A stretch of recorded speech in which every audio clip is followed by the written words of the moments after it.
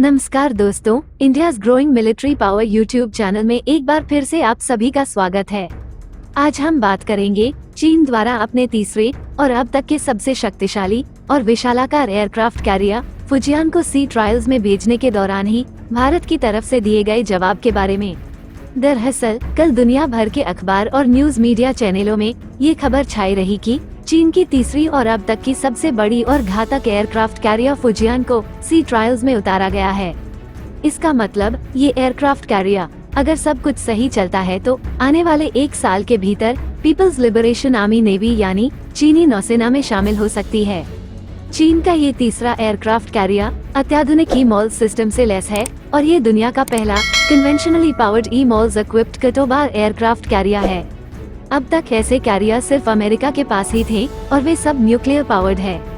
Fujian का वजन करीब 80,000 टन है। इसमें अत्याधुनिक ई-मॉल्स तकनीक की मौजूदगी इसे भारी एयरक्राफ्ट को ऑपरेट करने में मदद करेंगे, जिससे हैवी एयरक्राफ्ट जैसे डेडिकेटेड अवॉक्स प्लेटफॉर्म जियान के J600, 5th generation carrier borne stealth fighter J35 और J15 जैसे घातक लड़ाकू विमान ऑपरेट करेंगे। इसके साथ ही 2 तरह के हेलीकॉप्टर्स भी इस कैरियर से ऑपरेट कर पाएंगे।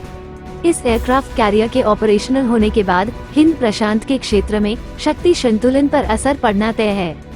खासकर दक्षिण चीन सागर पर चीन के पड़ोसी जिनसे चीन के विवाद है, उन पर खतरा मंडराने लग जाएगा। कुछ असर इसका हिंद महासागर पर भी देखने को मिल सकता है, क्योंकि चीन हिंद महासागर में फुजियान को तैनात करने का मंशा जाहिर कर चुका है। अब इसी संदर्भ में भारत द्वारा किए गए एक टेस्ट जिसे कल ही अंजाम दिया गया है, वो काफी महत्वपूर्ण हो जाता है।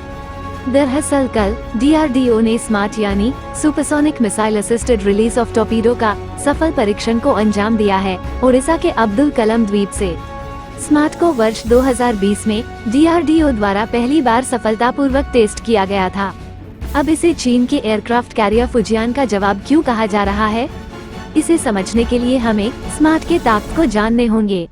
बेसिकली स्मार्ट यानी supersonic missile assisted release of torpedo एक टॉर्पीडो सिस्टम है, जिसे आप इसके नाम के फुल फॉर्म से ही समझ सकते हैं। लेकिन ये कोई साधारण टॉर्पीडो सिस्टम नहीं है। इसे एक सुपरसोनिक मिसाइल के अंदर फिट किया गया है और ये मिसाइल इस टॉर्पीडो को अपने अंदर लेकर 650 किलोमीटर तक का उड़ान भरती है।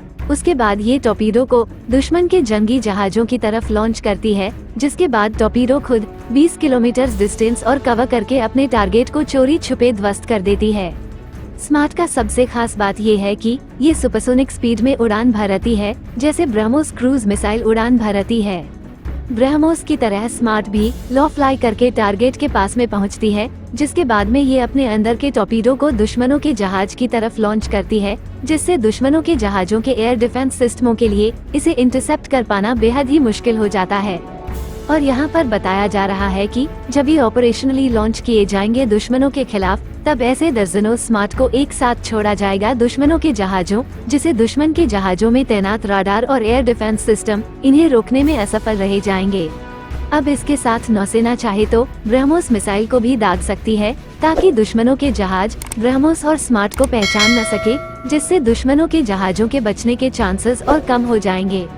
बताया जा रहा है कि भारतीय नौसेना के आने वाले नेक्स्ट जनरेशन डेस्ट्रॉयर्स यानी प्रोजेक्ट 18 के तहत बनने वाले 10 डेस्ट्रॉयर्स में conventional anti submarine rocket launchers की जगह इन स्मार्ट मिसाइल काम टॉर्पीडो सिस्टम को बड़ी मात्रा में तैनात किया जाएगा, जिनसे दुश्मनों के जहाजों के साथ साथ पनडुब्बियों को भी निशाना बनाया जाएगा। अब एक सिनेरियो को आप सब अपने मन में कल्पना कीजिए, जिसमें भारत और चीन का बॉर्डर पर युद्ध चल रहा है और भारत पर समुद्र की तरफ से आक्रमण के लिहाज से चीनी नौसेना का फुजियान कैरियर स्ट्राइक ग्रुप हमारे हिंद महासागर में एंट्री करती है और उनके फ्लीट में कई सारे डेस्ट्रॉयर्स, फ्रिगेट्स, कॉर्वेट्स और पनडुब्बी शामिल रहती है। तो दूसरी तरफ भारतीय नौसेना अपने INS Vikrant carrier strike group को ये जिम्मा सौंपती है कि वे चीनी नौसेना के घुसपैठिए टुकड़ी को तुरंत वापस जाने पे मजबूर करे।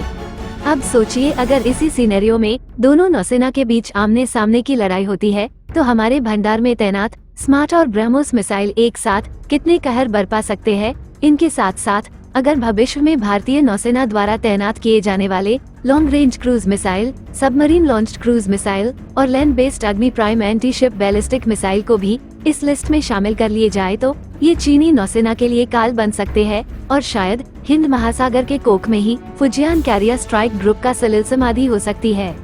अब आप में से कई सारे लोग ये कह सकते हैं कि उनके युद्धपोत, पनडुब्बी और कैरियर पे भी तो एक से बढ़कर एक शक्तिशाली मिसाइल और एयरक्राफ्ट तैनात होंगे। जी बिल्कुल होंगे, मगर चीनी मिसाइलों से निपटने के लिए हमारे पास बराक 8 सैम, भविष्य में आने वाले long range surface to air missile, जिसे DRDO की तरफ से विकसित किया जा रहा है, वो तैनात रहेगा, जिसका रेंज 300 किलोमीटर के आसपास होगी और ये किसी भी एयरक्राफ्ट मिसाइल को पलक झपकते ही हवा में ही नष्ट कर सकती है। अगर रक्षा जानकारों की माने तो भारतीय नौसेना के आने वाले प्रोजेक्ट 18 डेस्ट्रॉयर्स में 130 से 140 के बीच में VLS यानी वर्टिकल लॉन्चिंग सिस्टम मौजूद रहेंगे, जिसमें मिसाइलों को तैनात किया जाता है और इनमें से ज्यादातर एयर डिफेंस मिसाइलों से भरे रहेंगे, जिसका मतलब एक विशालाकार एयर डिफेंस सुरक्षा कवच, जिसे भेद पाना बेहद ही मुश्किल होगा। और ये सारे एयर डिफेंस मिसाइल सिस्टम बेहद ही अत्याधुनिक होंगे, जिसे चकमा देना या फिर जाम करना लगभग असंभव होगा। इन्हें हर तरह के इलेक्ट्रॉनिक वॉरफेयर एनवायरनमेंट में ऑपरेट करने के योग्य बनाया जा रहा है, जबकि चीन के जितने भी ऐसे सिस्टम्स हैं, वे अनटेस्टेड है और वे ज्यादातर दूसरे देशों में कई बार फेल हो चुके हैं। इसी के साथ इस वीडियो पे बस इतना ही। उम्मीद है कि आप सभी को वीडियो पसंद आया होगा। वीडियो को अंत तक देखने के लिए धन्यवाद। चैनल को सब्सक्राइब कीजिए, वीडियो को लाइक और शेयर जरूर कीजिए और वीडियो पर अपना राय कमेंट सेक्शन में बताना मत भूलिए। मिलते हैं अगले वीडियो पे, तब तक देखते रहिए इंडियाज ग्रोइंग मिलिट्री पावर। जय हिंद।